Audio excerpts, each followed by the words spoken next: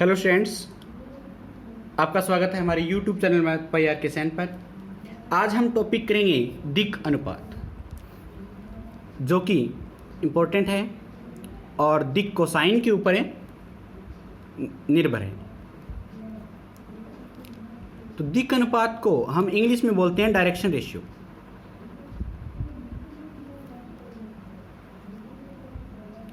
वो थे direction cosine. तो यहाँ से हम देख सकते हैं कि ये डायरेक्शन रेशियो होते हैं और दिक् कोजाओं के समानुपाती राशियाँ दिक् अनुपात कहलाती है। तो हम यहाँ लिखेंगे कि दिक् कोजाओं के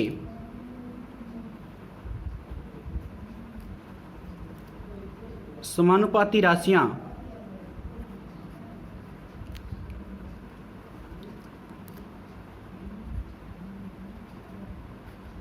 दिक्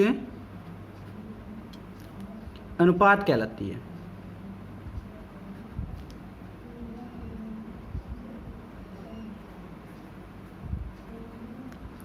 तो ये दिक् अनुपात कहलाएगी। इसे सामान्यता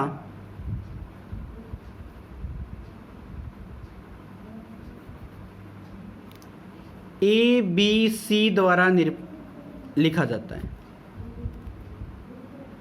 प्रदर्शित किया जाता है।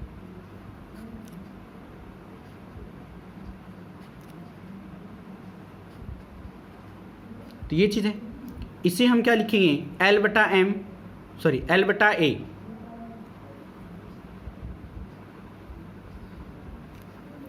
M बटा B N बटा C। ये चीज़ है। बराबर क्या आएगा? प्लस माइनस इनका स्क्वायर करके जोड़ दें और इनका स्क्वायर करके जोड़ दें। तो हमारे पास ये प्लस माइनस एक आएगा, क्योंकि L square M square N square का मान एक होता है। दिक् कोसाइन में हमने कर लिया। और ये A का स्क्वायर B का स्क्वायर प्लस में C का स्क्वायर आएगा। तब हम देखें क्या कि L का मान हमारे पास प्लस माइनस एक बट्टा जो A था गुणा में, तो A जाएगा यहाँ पे, और A का स्क्वायर प्लस में B का स्क्वायर प्लस में C का स्क्वायर होगा। M का मान क्या होगा? प्लस माइनस B बटा में A का स्क्वायर प्लस में B का स्क्वायर प्लस में C का स्क्वायर होगा।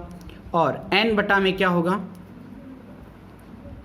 N बराबर प्लस माइनस C बटा में ये C इधर जाएगा, ये B इधर जाएगा, तो ये क्या हो जाएगा? रूट के अंदर A का स्क्वायर प्लस में B का स्क्वायर प्लस में C का स्क्वायर। तो डियर स्टूडेंट, ये कुछ चीज़ें हैं जो हमें ध्यान रखनी है और यही काम आएगी हमारे जो क्वेश्चन में सिंपल जो ट्रिक्स मान लो या कंसेप्ट मान लो, वो यही होते हैं। जो दिक् अनुपात हैं उससे दिक् कोसाइन निकालने का फार्मूला यही होता है। जब दो बिंदु दिए हुए हैं तो वो देखते हैं कैसे होगा। तो हमारे पास है दो बिंदुओं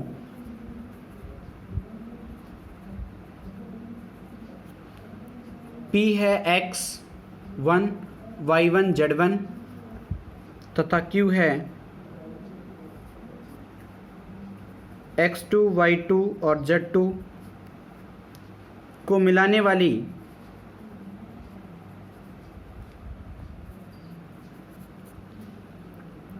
रेखा का दिक् अनुपात है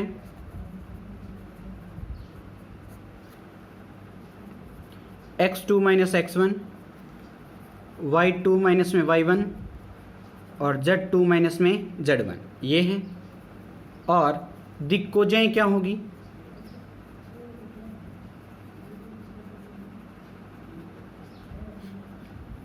x2 माइनस में x1 बटा में PQ और y2 माइनस में y1 बटा में PQ का जो मीनिंग है वो हम एक बार PQ लिख देते हैं, बाद में करेंगे।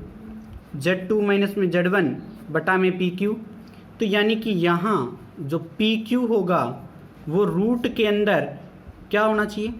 x2 माइनस में x1 का स्क्वायर प्लस में y2 माइनस में y1 का स्क्वायर प्लस में और z2 माइनस में z1 का होल स्क्वायर। तो ये अपने पास PQ होगा। तो ये चीज़ें आपको ध्यान रखनी है डियर स्टूडेंट। अब जो क्वेश्चन है वो देखते हैं हम कैसे होगा। नेवी में पूछा गया क्वेश्चन है कि यदि किसी रेखा के दिक् अनुपात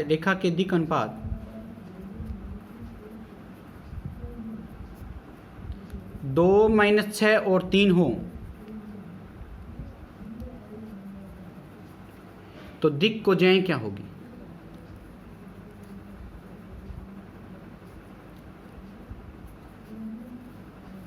तो यहाँ दिक् कोजाएं क्या होगी? जो आंसर लिखेंगे हम तो वो क्या है? 2 माइनस 6 3। तो ये दिक् अनुपात है। ये a बराबर 2, b बराबर -6 और c बराबर 3 है। तो यहाँ से हम a स्क्वायर प्लस में b स्क्वायर प्लस में c स्क्वायर निकाल लें तो वो आंसर होगा 4 प्लस में 36 प्लस में 9। तो ये 49 होगा। 49 का रूट आएगा 7। तो 49 का रूट 7 आएगा। अब हमें पता है कि L बराबर प्लस माइनस a बटा में a का स्क्वायर प्लस में b का स्क्वायर प्लस में c का स्क्वायर होता है। तो ये प्लस माइनस है। a का मान कितना है? 2 और बटा में क्या आएगा? 7। तो ये प्लस का था और ये भी आपके पास प्लस माइनस आएगा रूट करने पर। तो आंसर क्या हो जाएगा? प्लस माइनस का यानी कि 2 बटा में 7। अब हमारे पास m है कि प्लस माइनस b बटा में रूट के अंदर a का स्क्वायर प्लस में b का स्क्वायर प्लस में c का स्क्वायर। तो यहाँ पे minus plus minus minus b है -6 और यहाँ प्लस माइनस 7 है। तो आंसर क्या होगा? माइनस का 6 बटा में 7। इस प्रकार कर सकते हो। n का मान प्लस माइनस c बटा में a का स्क्वायर प्लस में b का स्क्वायर प्लस में c का स्क्वायर। तो यहाँ पे 3 आएगा प्लस माइनस और बटा में प्लस माइनस 7। तो आंसर क्या आएगा? 3 बटा में 7। इस प्रकार से आप निकाल सकते हैं डियर स्टूडेंट। सेकंड क्वेश्चन करते हैं। हमारे पास क्या है?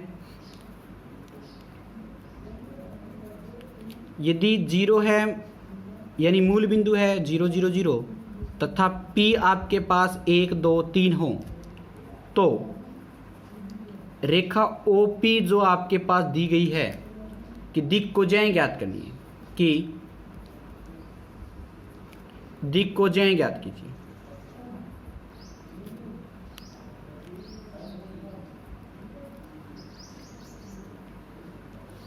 तो दिक् कोजाएं किस प्रकार निकालेंगे आप? OP के दिक् अनुपात ज्ञात कीजिए पहले। OP के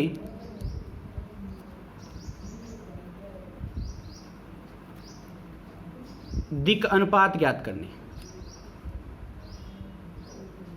दिक् अनुपात क्या होंगे? x2 माइनस x1 यानी 1 में से 0, 2 में से 0 और 3 में से 0 घटा दिया। तो यहाँ से 1 आया, 2 आया, 3 आया। दिक् अनुपात और दिक् कोजाएं कभी भी ब्रैकेट के अंदर नहीं लिखी जाएगी दोस्तों, ये आप ध्यान रखना। और इनका जो OP का जो मैग्नीट्यूड है वो कैसे निकलेगा? 1 का स्क्वायर, 2 का स्क्वायर और 3 का स्क्वायर। तो ये आंसर क्या आएगा? 1 प्लस में 4 प्लस में 9 यानी कि रूट है 14। तो हमारे पास दिक् कोजाएं होंगी वो किस प्रकार से होंगी वो देख लेते हैं हम। तो हमारे पास a बटा में यानी 1 बटा में रूट 14 और 2 बटा में रूट 14 और 3 बटा में रूट 14। तो इस प्रकार से अपने को आंसर मिल जाएंगे। तो नेक्स्ट करते हैं हम। ये चीज़ें थी समझने वाली जिसमें दिक् अनुपात निकालने थे। दिक् अनुपात हमेशा x2 minus x1, y2 minus y1, z2 minus में z1 जो 2 बिंदु दिए हुए हों आपको डायरेक्ट दिक् अनुपात हों तो वो दिक् अनुपात बटा में सबका मैग्नीट्यूड होता है यानी कि परिमाण होता है, वो आप कर लीजिए। तो यही आपके पास आंसर होते हैं, यही आपके पास पैटर्न है इसका। अब 2 रेखाओं के मध्य कोण देखेंगे डियर स्टूडेंट, जो कि हम 2 रेखाओं के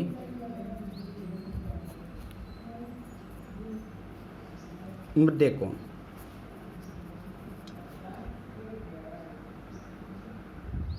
तो 2 रेखाओं के मध्य कोण क्या है वो हम देखें। तो यहाँ यदि 2 रेखाओं के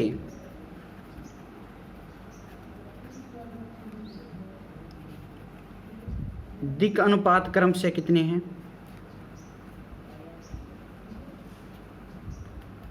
ABC यानी A1, B1, C1 तथा A2, B2, C2 तथा उनके मध्य कोण क्या होंगे? कोण थीटा हो तो क्या है?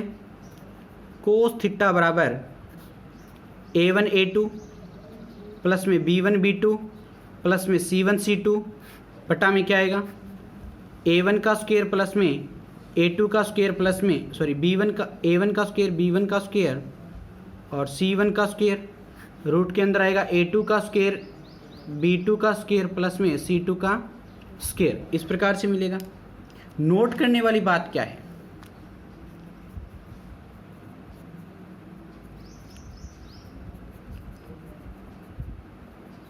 रेखाएं लंबवत हो, रेखाएं लंबवत हो तो A1 A2 प्लस में B1 B2 प्लस में C1 C2 बराबर क्या होगी, 0 होगा। सेकंड है कि समांतर हो तो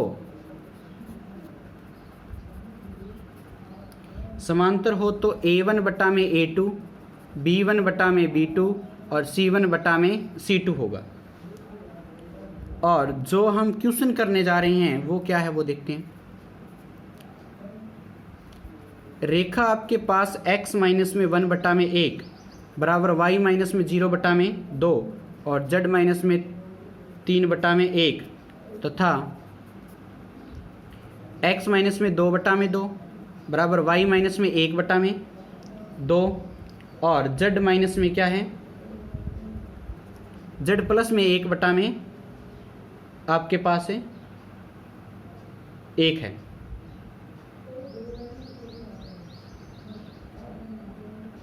यहाँ पर है -1 है, सॉरी।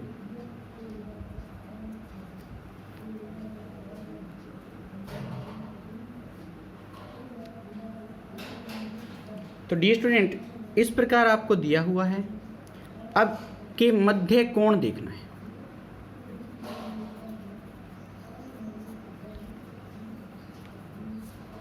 मध्य कोण देखना है तो आप देखेंगे कि आंसर क्या होगा इसका कि कोस थीटा बराबर, आपको पता है कि A1 A2 प्लस में B1 B2 प्लस में C1 C2 बटा में A1 का स्क्वायर B1 का स्क्वायर प्लस में C1 का स्क्वायर, रूट के अंदर क्या होगा A2 का स्क्वायर B2 का स्क्वायर प्लस में C2 का स्क्वायर, ये होगा। यहाँ से आप देखेंगे तो ये क्या मिलेगा, A1 B1 C1 A2 B2 C2, समझ आ गया। तो इसका 1 का गुणा 2 के साथ प्लस में 2 का गुणा 2 के साथ प्लस में, समझ गए, सॉरी यहाँ पे 1 है, 2 का गुणा 1 के साथ, अब 1 का गुणा -1 के साथ बट्टा में क्या आएगा, अब इनका स्क्वायर करें 1 का, तो 1 का स्क्वायर 2 का स्क्वायर 1 का स्क्वायर, अब 2 का स्क्वायर 1 का स्क्वायर -1 का स्क्वायर 1 ही होता है। अब यहाँ से जो इसका सॉल्यूशन आए तो वो क्या होगा, 2 प्लस में 2 माइनस में 1 बट्टा में इनका रूट 6, इसका भी रूट 6, कमाल की बात है। तो 4 और -1 करोगे तो 3 बट्टा में 6, यानी आंसर क्या आएगा 1 बट्टा में 2, यानी कि कोस थीटा 1 बट्टा में 2 कब होता है, कोस 60 डिग्री पे होता है। तो थीटा का मान अपने पास 60 डिग्री यानी π/3 मान आ जाएगा। तो डी स्टूडेंट, ये चीज़ हमें नोट करने वाली होती है कि थीटा कैसे हमें कैलकुलेट करना है, कैसे हमें लेके आना है। नेक्स्ट हमारा क्वेश्चन है कि रेखा आपके पास x बटा के 2 माइनस में y z माइनस में 1/2 तथा x प्लस में 1/3 y माइनस में 1/k और यहाँ से आपको क्या मिलेगा z प्लस में 2/1, ये मिलेगा।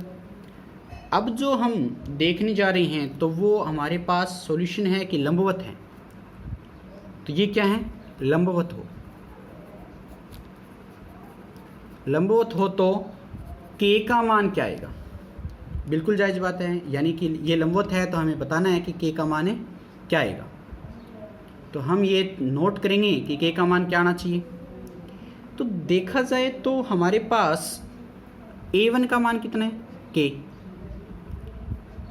A2 का B1 का मान कितना है, यहाँ के इसके नीचे क्या है, इसमें से हम देखो, अब इसको क्या लिखेंगे x माइनस 0/k बराबर, अब y माइनस में 2 बटा में -1 लिखेंगे क्योंकि यहाँ पर ये स्टेटमेंट फॉर ऐसे होती है, z माइनस 1/2 है। तो यहाँ से -1 और C1 का मान क्या है 2, वहाँ पे कोई चक्कर ही नहीं है। तो A2 का मान क्या है 3, B2 का मान क्या है k और C2 का मान क्या है 1। तो हम जब लंबवत रेखाएं समझ रहे हैं तो लंबवत हो तो स्टेटमेंट क्या होती है, A1 का A2 के साथ, B1 का B2 के साथ और C1 का C2 के साथ बराबर होता है 0। यहाँ से मान रखोगे तो 3 गुणा में k, माइनस में k और प्लस में 2 बराबर है 0। तो ये तो 2 के प्लस में क्या आया 2 बराबर है 0। तो k का मान क्या आया 2 के बराबर -2 करोगे और k का मान आएगा अपने पास -1। तो इस प्रकार से डी स्टूडेंट आपके पास k का मान क्या आएगा -1 आएगा। कर सकते हो। नेक्स्ट करते हैं हम। हमारे पास है दो बिंदुओं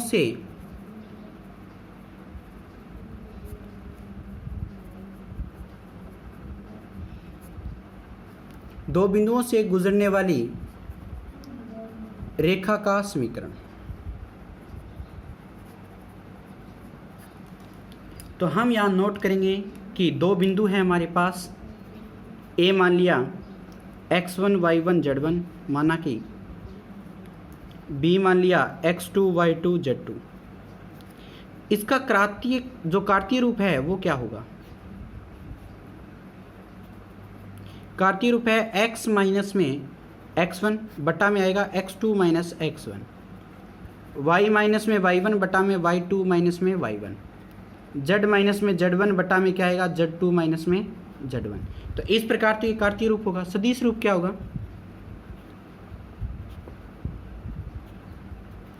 सदिश रूप होगा r वेक्टर बराबर a प्लस में लैम्डा गुणा में b माइनस में a वेक्टर। तो इस प्रकार से हम इनको कर सकते हैं। नोट करने वाली चीज़ें क्या हैं डियर स्टूडेंट,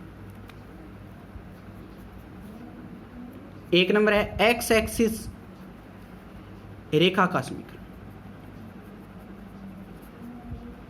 एक्स एक्सिस रेखा का समीकरण क्या आएगा, वहां पे y बराबर 0 होगा और z बराबर 0 होगा। अब इसी प्रकार y एक्सिस रेखा का समीकरण क्या होगा, x बराबर 0 होगा और z बराबर 0 होगा। थर्ड करेंगे कि हमारे पास z एक्सिस रेखा का समीकरण क्या होगा,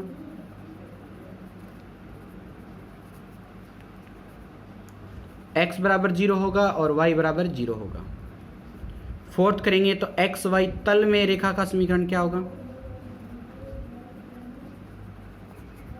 तो एक्स वाई में z बराबर 0 होगा और वाई जेड तल में रेखा का समीकरण क्या होगा, x बराबर 0 होगा। और सिक्स्थ में आप देखेंगे कि zx तल में रेखा का समीकरण क्या होगा,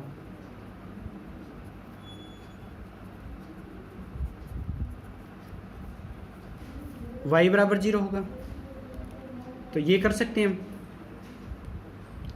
तो डियर स्टूडेंट अब देखते हैं समतल क्या होता है। देखेंगे समतल।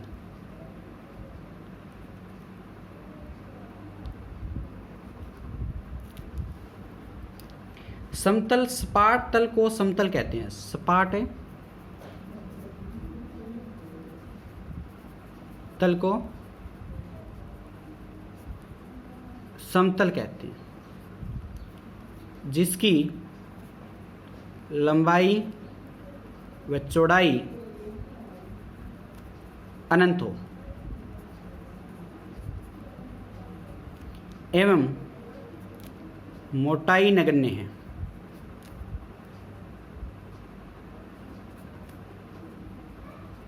ये इंपॉर्टेंट चीज है। अब देखते हैं समतल का व्यापक रूप क्या होता है।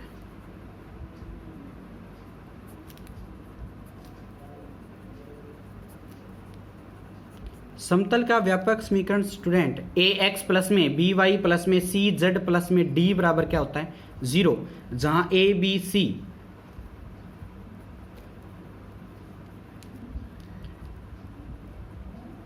समतल के लंबवत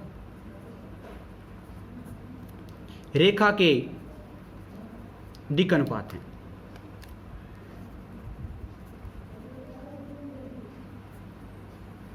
रेखा के क्या हैं, दिक् अनुपात हैं।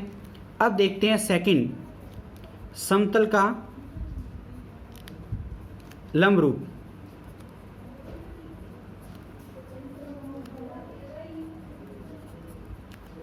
एल एक्स प्लस में एम वाई प्लस में एन जेड बराबर है पी। तो जहाँ एल एम एन समतल के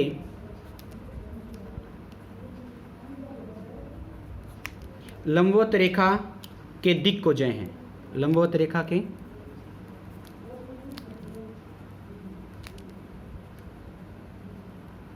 दिक्कोजय हैं। तो डियर स्टूडेंट, यहाँ पर P मूल बिंदु से